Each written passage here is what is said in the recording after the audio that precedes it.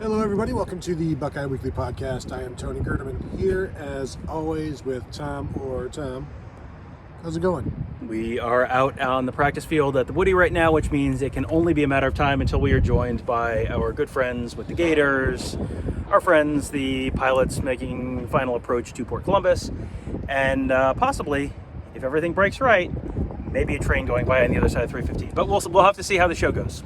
You know what I noticed on the last time we did this? Did you hear the flag near us, like the chain keep hitting the flagpole? Yes. That was a nice touch. That was a nice touch. We're a little further away from the flags now, so hopefully that will not be a constant, annoying pinging sound in the background. But, who knows? We control what we can control. Who knows? So today we talked with Ryan Day for, a half hour or so.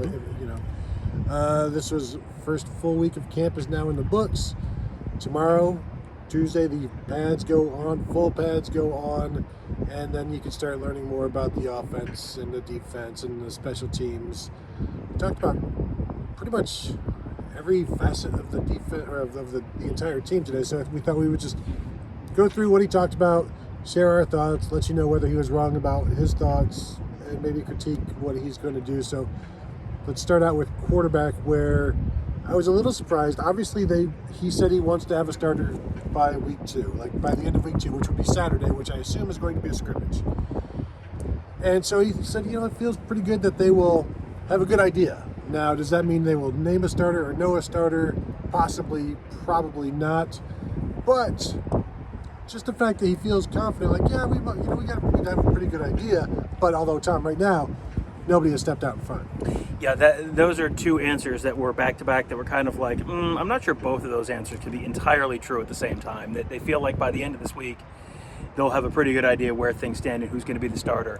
But right now, it is way too close to call. So, I'm not sure I 100% buy both of those. I think I probably buy the first one more than I buy the second one. But either way, yeah, he was, that's kind of been the timeline he's had laid out all along is end of the, first, second week, you kind of want to have an idea.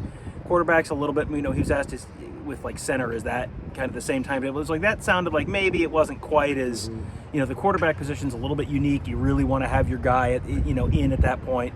So, I have a feeling that a week from now, they're going to know who the starting quarterback is.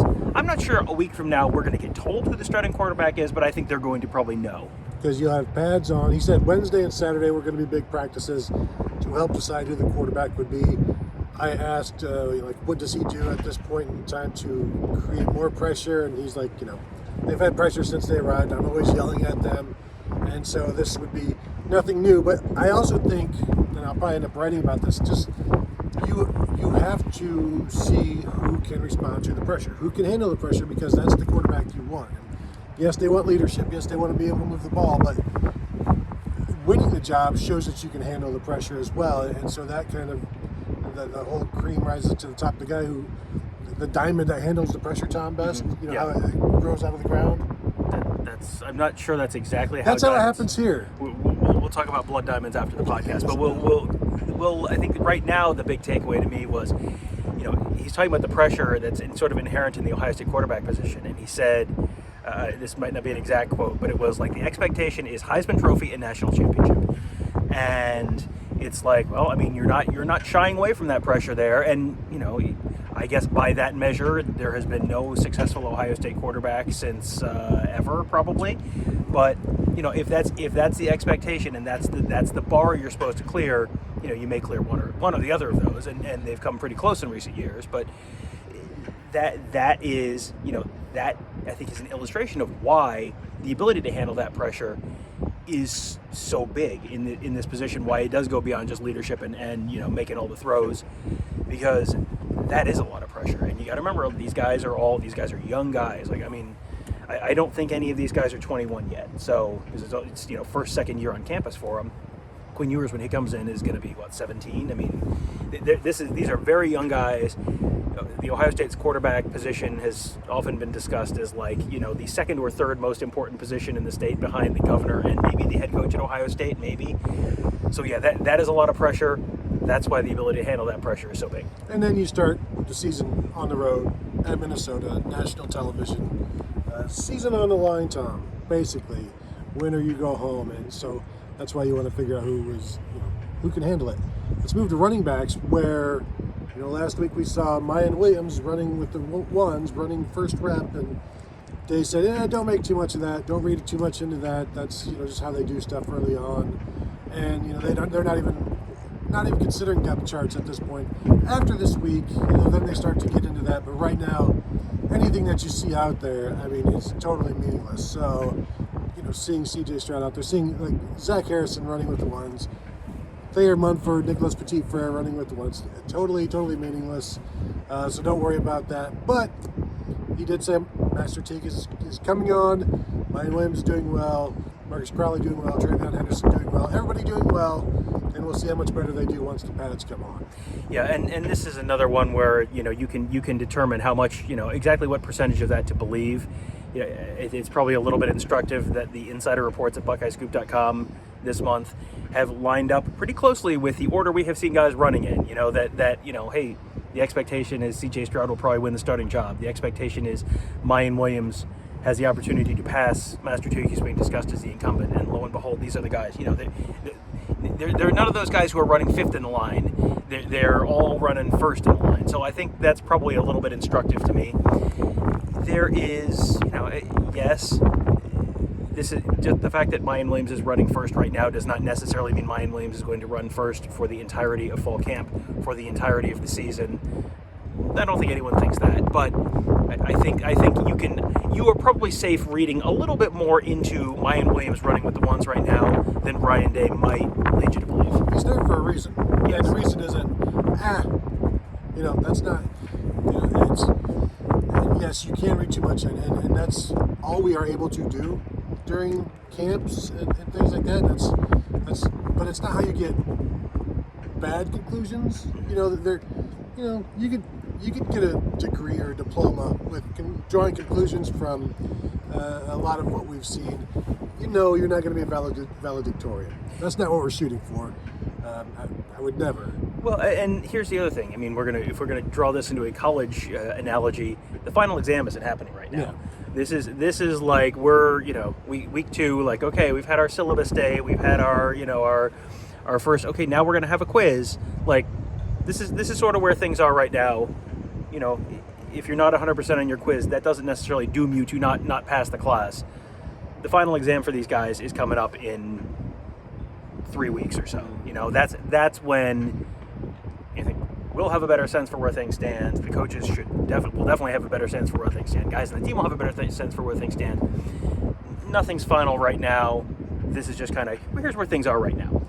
Let's move to receivers, where Chris Olave, Garrett Wilson were, I think, the only receivers mentioned, and it was specifically in terms of how hard they're working in practice, how many reps they're taking in order to help build a rapport with the quarterbacks. So they're working hard at that. They're becoming even more of the leaders that they were last year, which is a good sign because they have so many young receivers. Tom, are you concerned that there's been almost no talk about Jackson Smith and Jigba? No. Oh, okay. Me neither. Is that funny? Is that... Yeah, it's kind of strange, but it's just, guys a lot of times will talk about who they're asked about. Well, the 2 guys who are being talked about as All-Americans are going to get talked about as All-Americans. The 3 guys who are young and exciting and new are going to get talked about because they're young and exciting and new. Jackson Smith and Jigba is just kind of in the middle. He's the middle child, exactly. Yep. So he'll be fine. Let everybody else worry about the young guys. The oldest kids in the family will do what they do, and Jackson Smith and Jigba will just end up being the most successful of them all because he's been left alone to just succeed and quietly plan for world domination.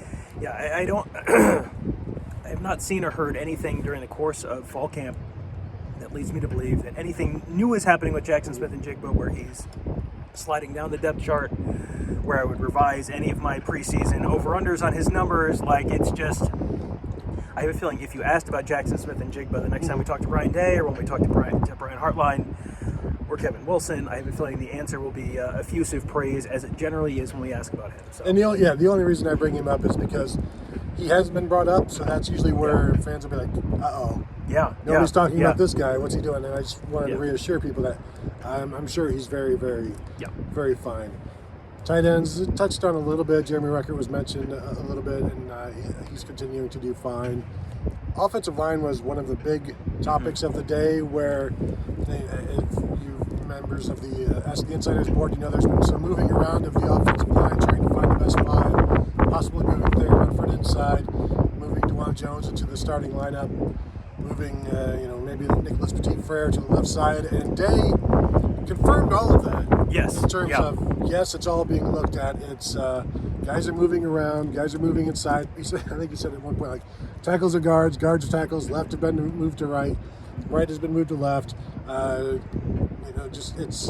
trying everything to find their best five. And when you have enough veterans who can spend a day or two doing something and not lose the what they've built doing their actual job, I think that affords you that opportunity to do that. They've got 25 practices to tool around with, so doesn't sound like anything is definite there, or nor would it be for another week or so when they finally want to. That's when they start to lock in, and then you start getting into game week. But they're just trying some new stuff, seeing what sticks, and maybe when we just assume it's going to be Thayer Munford, Matt Jones or Josh Fryer, Harry Miller, Paris Johnson, Nicholas Petit-Frere, maybe that assumption made blank of you and me. Yeah, and I talked to Kirk Barton about this a little bit on the Monday edition of the Morning Scoop, and I asked him about Thayer Munford, and would you be okay? You're Thayer Munford, you're coming back, you're like a preseason All-American at left tackle, contract year for you. Would you have been okay with doing this if it was you? And he kind of went like, yeah. And the offensive line when Kirk Barton was here was not necessarily equivalent to the offensive line that's on campus right now. They did not have a line full of 5-stars at that point. But, that it also kind of might make sense for Thayer Munford if he's, if he projects as a guard at the next level. Well, then you get a year of guard film. If NFL teams think of you as a guard and all your film is a tackle, there's still a little bit of projection there. If you have a great year at guard, then maybe that does make more sense. But, one of the guys who's kind of the question mark in all of this is Dwan Jones, because Dwan Jones may be the guy who is, if Dwan Jones is one of the best five, Dwan Jones is 6'8", 6'9". I mean, he's a big dude. Like that is too big for an interior offensive lineman. That is, you typically think of guards as being in that like 6'3" range, because if you're 6'9", it is harder for the quarterback to throw the ball over your head, and you're right in, you're blocking the passing lane. So if you're a tackle, that's not really a problem at all. So if Dwan Jones is kind of earning his way into that best five, then he's the right tackle. Then, okay, what do you do with Nick Petit-Frere? Well, you kick him over to left tackle. Then what do you do with Thayer Munford? Well, you kick him into left guard. And all of a sudden, okay, then if that's your best five, that's a very logical way to line those three guys up. And a lot of what will determine that is how Dwan Jones plays. And that's what Ryan Day talked about, where he has all of the ability. It's just a consistency, which is also what he has said about Josh Fryer and Matt Jones, in terms of, they can be 10 to 30 plays, they look like an All-Big Ten, they look like an All-American, but then there's 10 plays that he can show you where it's like, well, okay, I can see why he's the number 2 guy. And so you just have to build that consistency. You got to be in shape to handle playing every single play. And I liked what Ryan Day said. Dwan Jones is a basketball player who has learned to play football. Joked with Dwan Jones saying you're the largest skill player in football history, that sort of thing. And just the grit that it takes to play offensive line every single snap, not coming off the field, the determination, the toughness that all of that requires, it's something that can't fluctuate. It's got to be there. And if you're the weak link of the offensive line, they're going to put somebody else in, because you can't have a weak link on the offensive line. Right. You've seen Ohio State offensive lines in the past where it's like, well, they've got 4 really good guys, and then we are legally required to put 5 guys on the field, so here's a 5th guy, and defensive coordinators know who that guy is, and they have all sorts of ways to attack that particular guy. Last year Harry Miller was the new starter, and I think back to like the Penn State game week 2, where they sent like a double blitz through Harry Miller's gap, and it was like, well, he went after the first guy, and then the second guy got a clean shot on Justin Fields from the blind side. And that's Harry Miller's a first-time starter, second-year player, like the second game of the year in a weird year. Like, this is going to happen. This is not, this is not a negative against Harry Miller at all. This is just when people look and identify, hey, this guy might be the 5th of the 5, they're going to come after you. So that's why they talk about the best five. It's not like, well, who's our best left tackle and our best left guard. It's who are the best five, and then go from there. Because you have to have, you have to be, they talk about, 9 units strong. You have to be 5 guys strong on the offensive line. I am still wary of moving Thayer Munford inside and eliminating the best pair of tackles, arguably in the nation, when you have a new young starting quarterback, and they need to be as confident that they're going to be clean the entire game as possible. And when you start moving stuff around, I get it, the quarterbacks are going to have confidence in whomever, but I think the best pair of bookends is Munford and Petit Frere, and I know all of this is happening and it's going on and they're looking at it. I'm still going to be surprised if it's not those two starting at the bookends. Yeah, I think that's a good point, because what's the position in the NFL that gets paid the most? Left tackles. What's the position in the NFL that gets paid the second most? Right tackles. These are kind of the two most important positions on the offensive line. If you have potential preseason All-Americans on both sides, that solves a lot of your problems. So then the question is, how much better is Dwan Jones at right tackle than Matt Jones at left tackle, or Josh Fryer at left tackle, or whoever else is in that mix? And we have not gotten enough to, we have not gotten a chance to see enough practice to be able to make any kind of an informed decision there. But that's going to be kind of the decision that they have to make is that best five with Dwan Jones at right tackle, is that better than the best five with Matt Jones or Josh Fryer or whoever left tackle or left guard? And I feel like the answer may be in the process of changing, or maybe waffling a little bit, and this may be just a little bit of an experiment right now, and we'll see whether this actually, is this still a story in 2 weeks? It's a story now. I mean, the report on the Ask the Insiders board was 100% correct. It is a story now.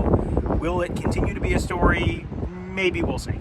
And where does center fall in? Because it didn't sound like Ryan Day was definitive about who the starter is, even though we all expect it to be Harry Miller, in which case, if it's not, then where's Luke Whippler in this? Is Harry Miller at left guard? Not yet he's not. It doesn't seem like, but could that be something that happens?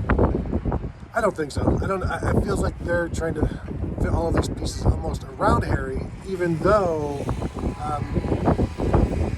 there was nothing definitive. Oh yeah, Harry Miller's our starter at center.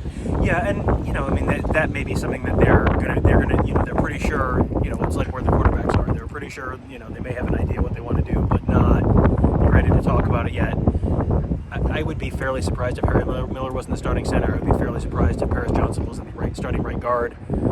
Some of the other spots, I would have said before, I would have been very surprised if those were starting left and right tackles, Thayer Munford and Nick Petit Frere. So I would have called it. Yeah, well, I would have. Yeah, I would not have believed that 2 weeks ago, but here we are. So I guess I didn't hear anything today to make me think that Harry Miller wouldn't be the starting center.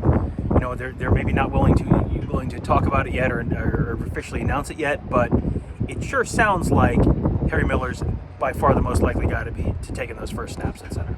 Defensive line, not a lot of talk. Zach Harrison was mentioned as Ryan Day was asked who has stepped up as leaders, and he mentioned a couple guys on offense with Chris Olave, Garrett Wilson, Thayer Munford. Defensively, he mentioned Zach Harrison on a defensive end, and that jives with everything that has gone on since we started hearing reports in the winter about how he's taken things much more seriously. We may have talked to him in the winter, or at least in the spring, about how this is kind of his contract year, and he knows what opportunity lays ahead, and he's taking it very seriously.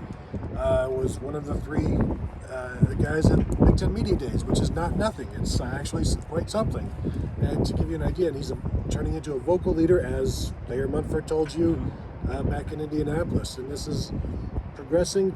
And I wrote in the column, the What I Know column, that the off the field, when you grow as a leader, that generally tends to also show improvement on the field. So we have heard nothing but great things about Zach Harrison off the field.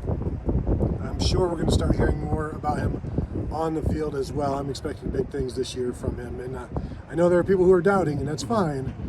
but I'm not one of them. Well, and people look at him as, well, he's a 5-star kid. Why hasn't he done more on the field? It's like, well, he had basically the same exact true freshman year that every great Ohio State defensive end has had, like right in that 3.5 sack range that you had with Nick Bosa and Chase Young, and that's what you do as a true freshman 5-star defensive end in this defense.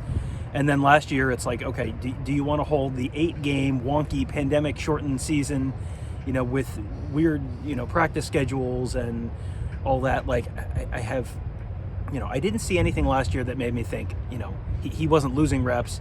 He wasn't getting held out of games. He was pressuring the quarterback, even if they didn't get there. Last year's defensive line seemed like they were constantly in the quarterback's face and yet never really getting sacks. So I don't know that that's a huge concern to me. And then, you're seeing all the stuff. We have seen this with guys sort of heading into that contract year that, J.K. Dobbins is always the first example that comes to mind, where, J.K. Dobbins had his freshman year, kind of a big breakout year when Mike Weber was hurt. Second year, he was kind of splitting carries with Weber and was like, well, it was okay, but it was the yards per carry dropped. He was, trying to hit too many home runs. Came into his third year, and it was like, okay, this is a contract year. Like, this is, I am going to, change my diet, rebuild my body, focus solely on football, puts up a 2,000-yard year, boom, off to the NFL. This, that's sort of what the offseason has looked like for Zach Harrison, where he's bigger, he's kind of remade himself, personally, to go from like a kind of quiet person to now a vocal team leader. It feels like this is setting up for a very big junior season for Zach Harrison. I think, over under on my expectation for him is like first team All Big Ten, and is he a second team All-American or even a first team All-American? Like that's well within range to me, I think, at this point. But at the very least, I would say Zach Harrison, I'm kind of thinking first team All Big Ten kind of season, and then off to the NFL as a first round pick. The good news for him, he has name recognition. He has hype, which helps with the All-American stuff. JT Tuimoloau was asked about, and Ryan Day said from all of the feedback he's got from the defensive coaches and what little he's gotten to see from on the practice field, he's made up ground. He came in late, but he's catching up. He's got an attention to detail. He's very serious about everything. Takes the meetings to the practice field very well, which is one of Day's favorite things about players, when you can talk to them in the meetings and then they show it out on the field. It shows that they're listening. It shows that they can apply stuff. And he's doing that. He's catching up with, I don't want to say everybody, because there's some seniors and there's some juniors in front of him. Yeah. But he is certainly making up ground. He said he looks like a 250-pound guy running. He moves like a 250-pound guy, and then like a 275-pound body, which is good. And all reports have been pretty good there, as well as he continues to. I don't know. There's no depth chart right now, Tom. I don't know if you're aware. Really? But we'll see where he is when they don't release one in the coming weeks. Yeah, I think he's someone who he's not going to pass Tyreek Smith and Zach Harrison, who are definitely not first-team defensive ends right now. Jack Sawyer and Javonte Jean-Baptiste, who are definitely not the second-team defensive ends right now. Maybe not. I think that's probably would be asking a lot for him to get into that pairing this year. Third team, where you start getting into the, Darian Henry Young or Jacoby Cowan or Monte Hamilton, any of those guys, can he get, where is he in that stack, in that line right now? Like, I would believe he's not last in the line right now. And I would think, based on the way Ryan Day was talking about him, maybe he moves up a slot or two, maybe by the start of the season, almost certainly by the middle of the season, just because there's just, there is no substitute for size and quickness. Like, you can be a fantastic technician, but if you are 30 pounds smaller and also the same speed, or you are the same size but slower, like, there's no way to make that up. And JT Tuimoloau is a 5-star player. You have heard us say his name, sometimes correctly, over the last year so many times, because of that unique blend of size and speed. It's obviously starting to show up on the practice field for Ohio State. this is going to be a little bit of a process. He's not there yet. He's not, don't expect him to be out there getting a sack in the first quarter against Minnesota. But if he's out there at all against Minnesota, okay, that tells you something. And then see where things stand mid to late September. Is he starting to move up that pecking order at all? Because I kind of suspect he very likely will be. If he's in the game in the first quarter, that says a ton to me, unless it's already like 28-0. Either way. I have my suspicions of which way is more likely, but I'm not really expecting that either direction. Yeah, linebackers, Steele Chambers was mentioned because when Ryan Day was talking about the running backs, he did not mention Steele Chambers, and so Steele Chambers has settled in at linebacker, showing natural instincts, which is what they wanted to see. Ryan Day said that there's guys who are just natural at positions when they show up, and he picked it up really well. He's just naturally a good, interesting linebacker who will provide depth early on, but then he said that hopes he builds that into a role this season. I don't know what kind of role it could be, but it kind of blends towards and lends towards the positionless defense that we've talked about in the past, where he's a guy who probably runs safety-like, but could play anywhere at linebacker, and whatever you want to do with him. Is he a guy that can be a nickel linebacker, or just have some different packages for him and find things that he can do to put him in a position to do that? I don't know how multiple they will get this year, but they have so many different guys. I think maybe they will try to do some of that if they can, but so far so good on the Steele Chambers front.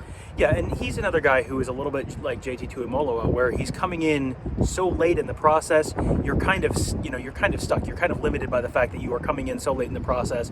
You didn't go through all the spring balls as a linebacker. You didn't, you haven't been necessarily sitting in those linebacker meetings exclusively since the end of last season. So you're going to be a little bit behind. That being said, Ryan Day's talking about him flashing already, which tells you the athletic abilities there, which is, not surprising. He's a running back who averaged, 8-something yards a carry? Like, if you're a running back who average 8-something yards a carry, you have breakaway speed. If you have breakaway speed as a running back, you are pretty darn fast as a linebacker, and you probably are like that safety kind of speed. So, does he slot in as a bullet at some point? Is that somewhere where he could slide in? Is that, could he be, like you said, like a passing downs linebacker, nickel situation kind of linebacker? Can you have him and Craig Young on the field together? That seems interesting to me. That's real intriguing, because then it's they talk about best 11 for any play.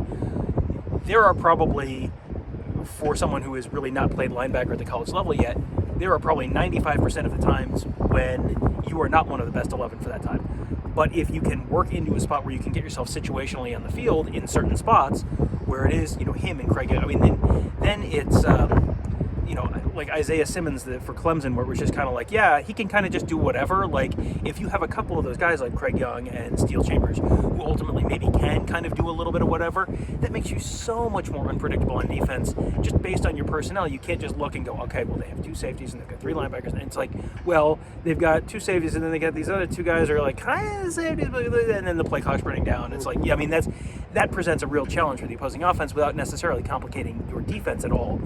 It's just a matter of how quickly can Steele Chambers get up to speed with the playbook, with the responsibilities, with pass coverage, all that stuff you got to figure out. How quickly he can get up to speed with that, because physically it seems like the tools should be there. Yeah, continuing with the pass defense, let's go to corner, where Dave said Seven Banks has a little tweak, so he's not been able to practice, but he should be fine. I expect big things from him this season. Denzel Burke was brought up and just continues to receive glowing reviews, which started from basically the first day he arrived on campus, or in spring practice at least. He was still nursing an injury and was making plays in like 7-on-7s. Some of us may have fallen victim to that when we were predicting the next person to lose their black stripe in the spring. Yeah, you bought the hype a little too early, but now you can sell. Do you want to sell the hype? Do you keep the hype? I'm not sure how that works. No, I got in early. I was an Apple stockholder when they were still in the garage. So yeah, no, it's, really, yeah. You're doing this now. Well, not literally. I'm just okay. In this case, Denzel Burke is the Apple IIe computer. Oh, really? Yes, I can play Oregon Trail on Denzel Burke. He's from out west, That's true. So yes, thank you, Tom. Let's just end the show on that. But no, he's doing well.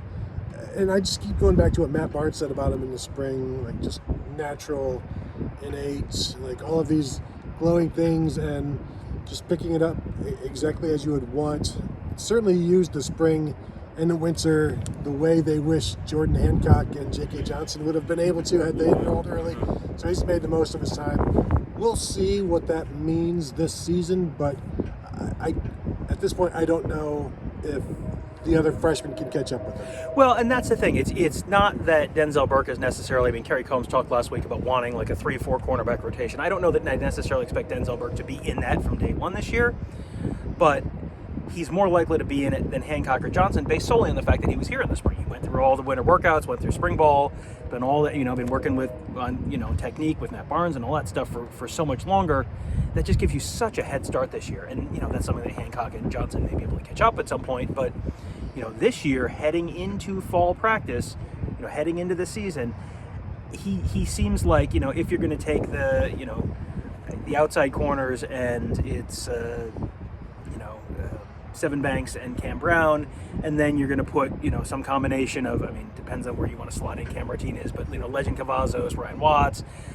He's probably the next guy after those guys. Of the first year guys, he has to kind of be the first. The expectation has to be he's the first guy. He's been here the longest. You've heard the most discussion about him. Lost his black stripe. Like all of these things individually are kind of like, yeah, okay. When you have the same guy has all three of them, that tells me, okay, that guy's ahead of everyone else.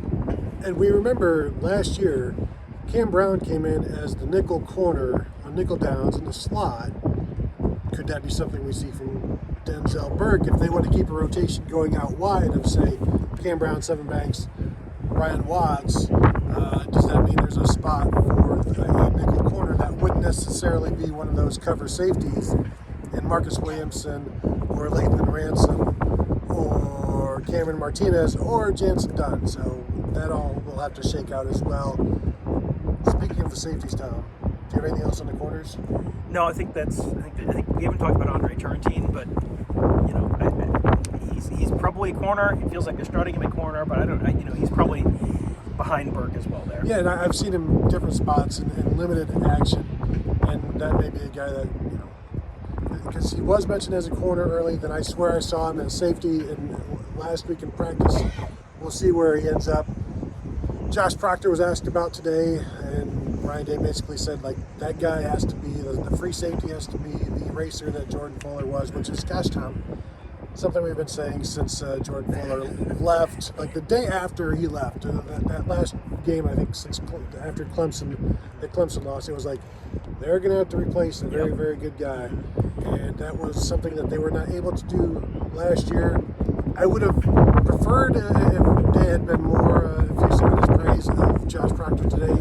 He wasn't as much as Kerry Combs was. In fact, he just said what they like is they've got veterans. They've got Josh Proctor. They've got Bryson Shaw. They've got Marcus Hooker there. I keep forgetting about Marcus Hooker in terms of that deep safety job, which is another reason why Jansen Dunn moved from the deep safety to the cover safety in the slot. But he likes that they have options.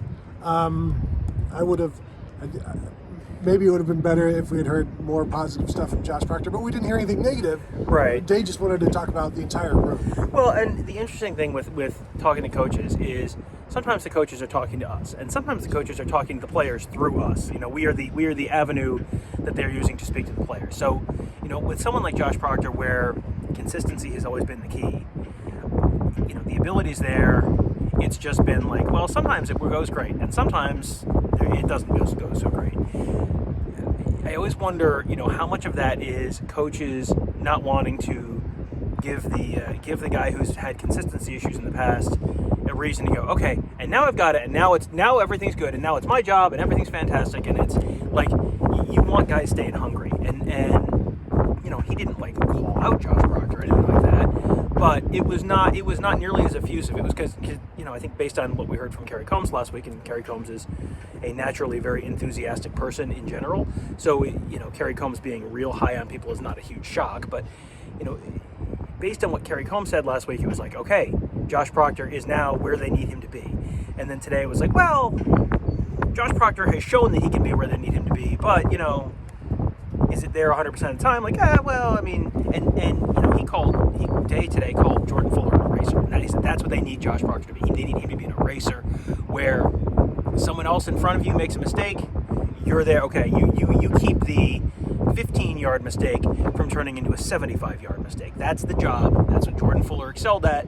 I remember us talking at the end of that season, I think probably in the press box of the Fiesta Bowl after that Clemson game, about, I don't know that people understand yet how much they're going to miss Jordan Fuller next year as a program. I mean, maybe the fans do, but the coaching staff and the program, how much that program is going to miss Jordan Fuller.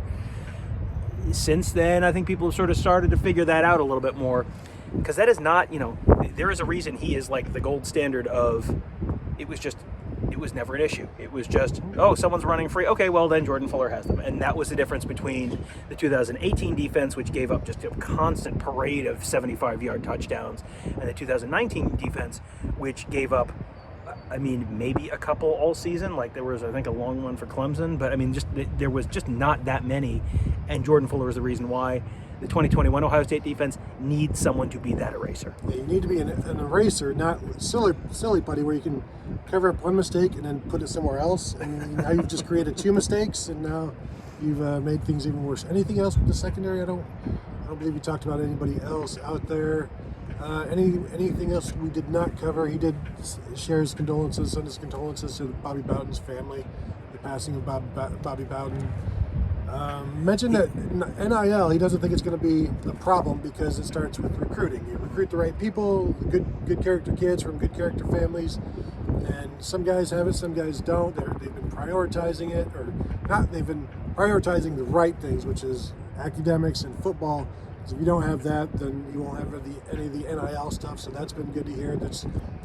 Although, Tom, do you think you would tell us if there was a fractured locker room based on NIL? I suspect not. He won't tell us who this, whether they think they have a starting quarterback or not. So I don't think he's going to tell us if there's a fractured locker room. Things are terrible in the locker room. Yeah, that's not typically the thing that they let out. Let me tell you who's been the most annoying with the NIL stuff. Well, one thing that was interesting was he was asked about the defensive coaching staff, and it's like, you're the head coach, you're in charge of everything, but how much are you hands-on with the defense?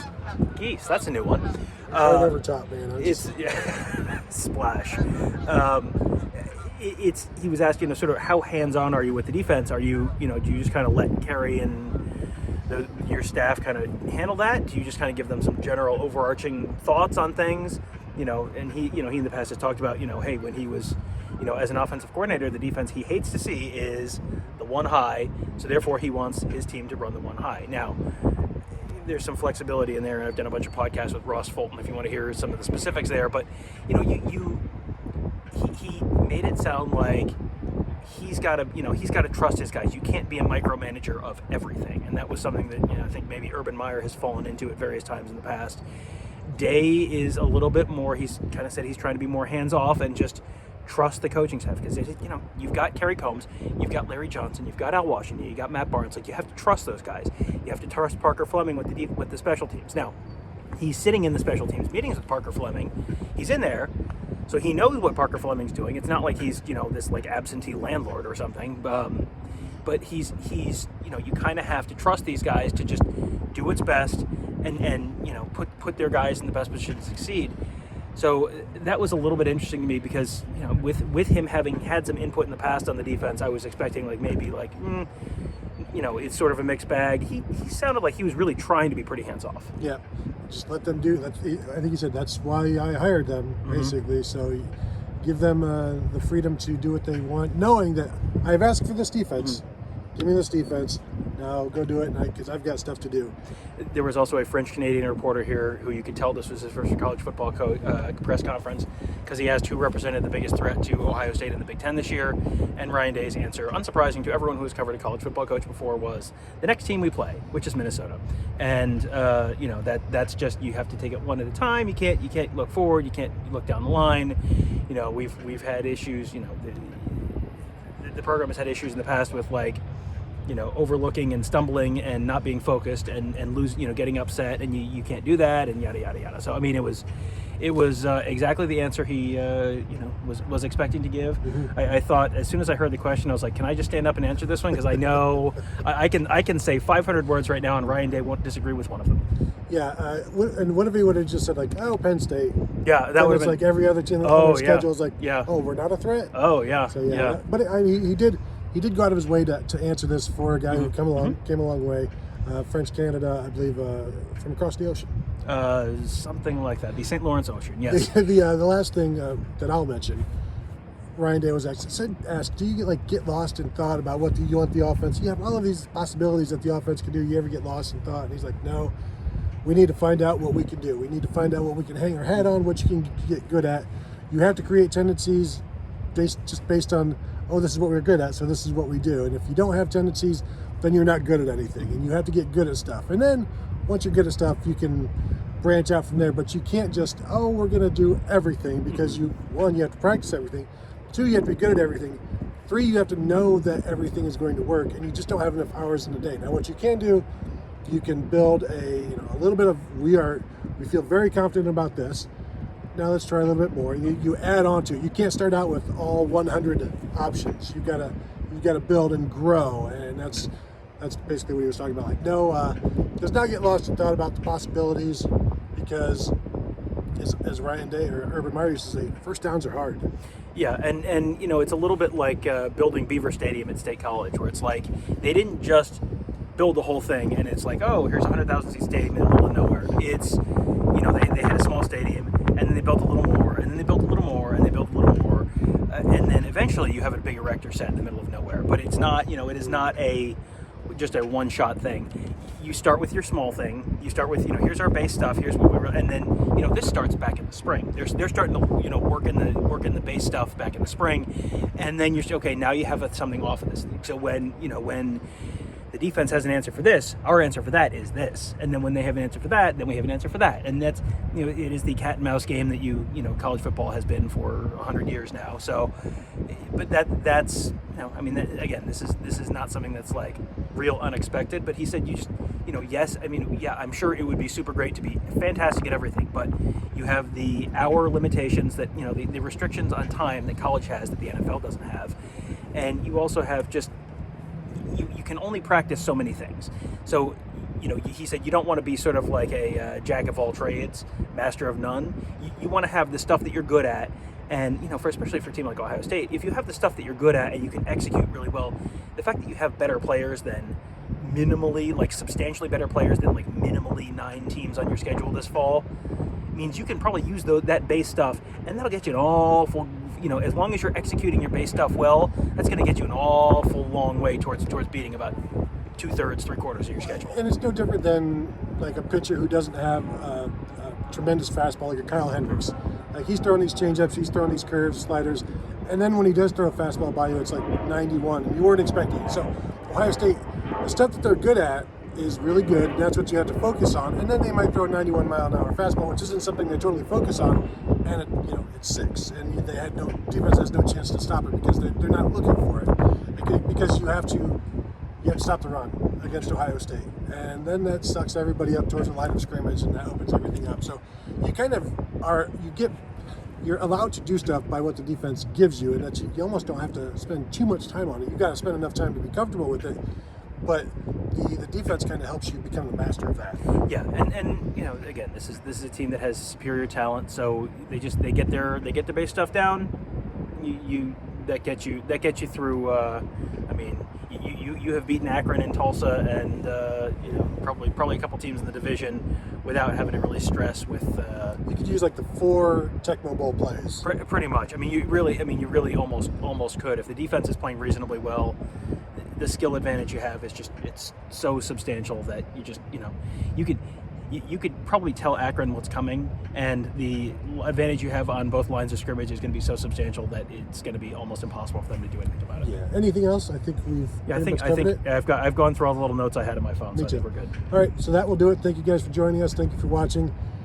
Week 2 of Ohio State camp is here. I believe the first scrimmage will probably be this weekend. They're only permitted 2 scrimmages with the new NCAA rules, so my guess is they'll have a scrimmage each of the next 2 Saturdays, and then you're getting into game prep. So that will be interesting to hear back from. We talked to Kevin Wilson on Saturday after the scrimmage.